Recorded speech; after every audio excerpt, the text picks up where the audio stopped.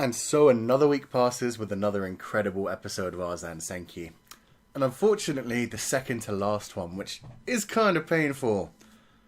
Oh man, this should have been longer than 8 episodes. It's really destroying me. Especially since no matter what they do next episode, if Arslan plans to go to Ekbatana, we're not going to get a proper conclusion unless they time skip to the point where he's already at the gates at the beginning of the next episode. And even then, it doesn't feel like something Arslan would do. I mean, Ekbatana is heavily guarded. Narsus would not want to be leading his men straight to Ekbatana with just the few that they have.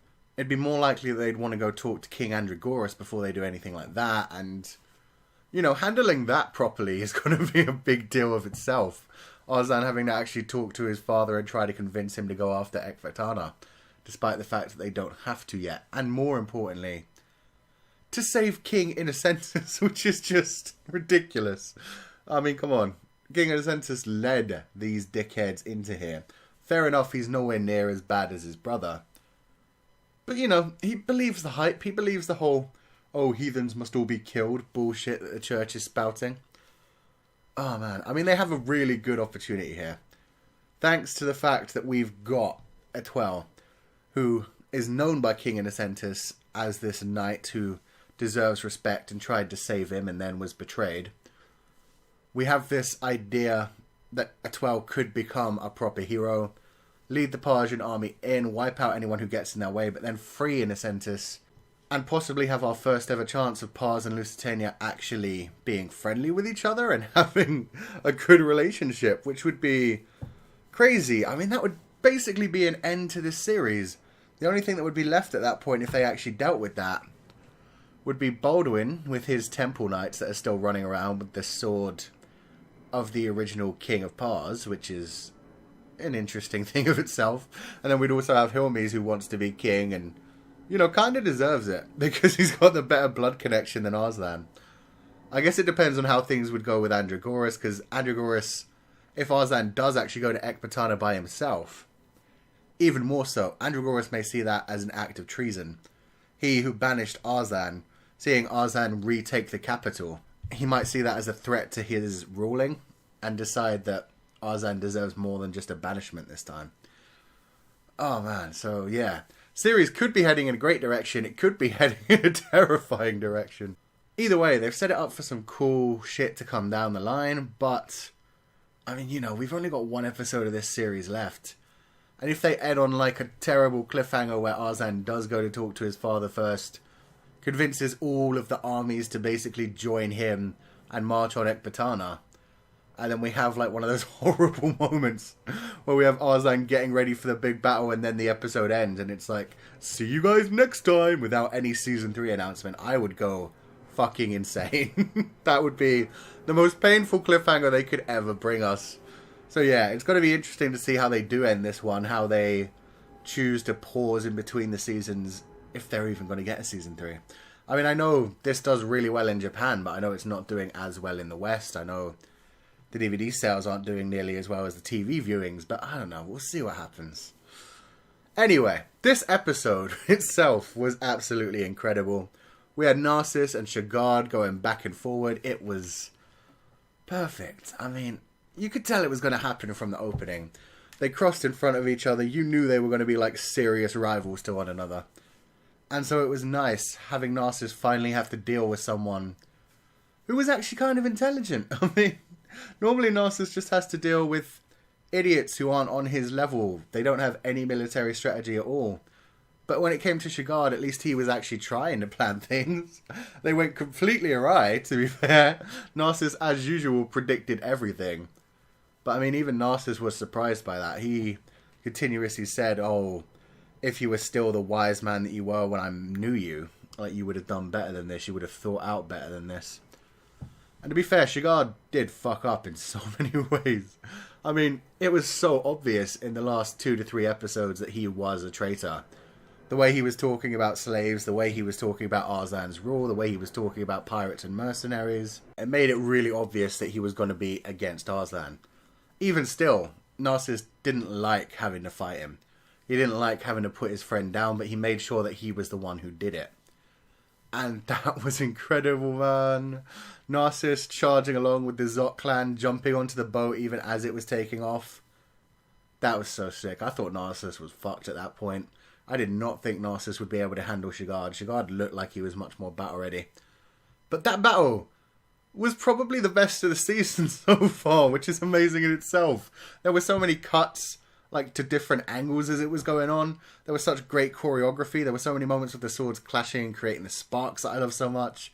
And one of my favourite bits when it comes to a sword fight, just that general idea of catching a sword and sliding down it, sparks spraying off the whole way. Oh, I love that so much. So yeah, this battle went on for quite a while. They were like jumping over obstacles and coming at each other. It was intense and I loved it. In fact, this whole battle, from the beginning of the episode, like, the CG has definitely improved leaps and bounds. There are moments when you've got like just 6 characters in CG. Like, especially at the beginning when they were charging with the battering ram. That looked pretty good. That actually looked like strong PS2 graphics without any lag. That was really good considering what we normally get from Arslan's CG. I did not really have any problem at all with the CG being used at that point. It just looked good. It made the battle easier. And yes, everyone had same face, but, you know, I was fine with it. It flowed. It was good. Whereas then when we got on the boats and they tried to do this great big rotation shot, like, at first it looked cool. It was like, yeah, those boats look a bit unrealistic, but still. But then when it started to zoom in on the boat and it had to like try to render characters' faces, it got so laggy. It dropped down to like 10 to 15 frames per second. You could see whatever they're using to render this ship was not strong enough to render what they wanted to. It looked so bad. So yeah, Arslan Senki just needs to kind of pick its battles and choose where it uses that CG a bit better. I mean, it was cool to do like the spinning shot, but then when it just started to lag, it kind of killed it for me. Oh man. But yeah, especially what I did like about this battle as well was how everybody got a piece of the action. Well, except for really Alarm and Alfred. Alarm and Alfred did that bit at the beginning where they distracted everyone, but that's all they really got in this battle, whereas Alfred's actually had good moments in recent battles. Alarm's been kind of ignored for a while. But I mean, yeah, everyone else. Like, we had Just Want get that amazing moment, jumping down from the shadows above, killing everyone in his way. Then we had Phalangis just shooting arrows from afar, telling them they were arrows from Mithra, judging them. Oh. Then we even had Gieve not even really engaging in the fight, just sitting around, playing his sitar, commanding these women around him to just throw pots at people. He was just winning over the town. I mean, we also had the pirate dude, I forget his name, but he's a beast, and, you know, he rallied the whole town behind him. The whole town just suddenly started picking up any improvised weapons they could find and taking on the pirates. That was sick. Like, for as that battle was going on, they were also just winning everyone over to Arslan's side, showing how strong and smart and, you know, motivational he is. That he had all these men that were willing to die for him but wanted the town at their back. It's so great. And then finally, the punishment that Arslan gave was just so perfect. I mean, I kind of agree with Shagard. It should have been a bit longer, maybe 5 years. But I like to think that having lived a year as a slave, hopefully Shagard will come back and realize he doesn't want to do that to any other human ever again. I mean, it's nice that there are characters like Narsus and Arslan and even Daryun who see slavery as a bad thing and realize that's just a horrible way for people to live without ever having had to live that way themselves. But then there are people like Shagard who just think, oh, no, it has to happen. It's good for the economy. It's how people are born. Some people are just born lowly. They have to be slaves. And man, some of the shit Shagard said was just horrible. Talking about selling Narsus for a copper and hoping that he can dig graves. Oh, man. So yeah, that was a good punishment for him. It probably should have gone longer. I liked Daryun's response to his mouthiness, just grabbing him and reminding him, you come after Arslan again and I'll be the one to finish you. That was great. The intensity in his eyes. Oh, man. Hell, actually, even in that battle, Azrael got a goddamn shining moment.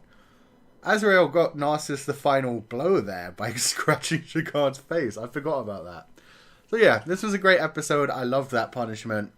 I'd like to think Shagard will come back in a year and beg Arslan's forgiveness and try to serve in his court at some point. That would be quite nice to have another person as wise as Narsus serving him, and maybe Arslan could just send him to like a far part of the country to do the best that he can in one of those towns. I don't know. It was a great episode anyway. Next episode is going to be intense. I'm just worried about how they're going to end it, how rushed it's going to be. The final episode, and they're planning on attacking Ekbatana. This is going to be insane.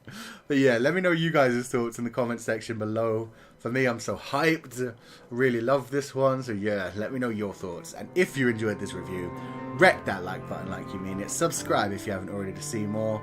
And I will see you guys next time.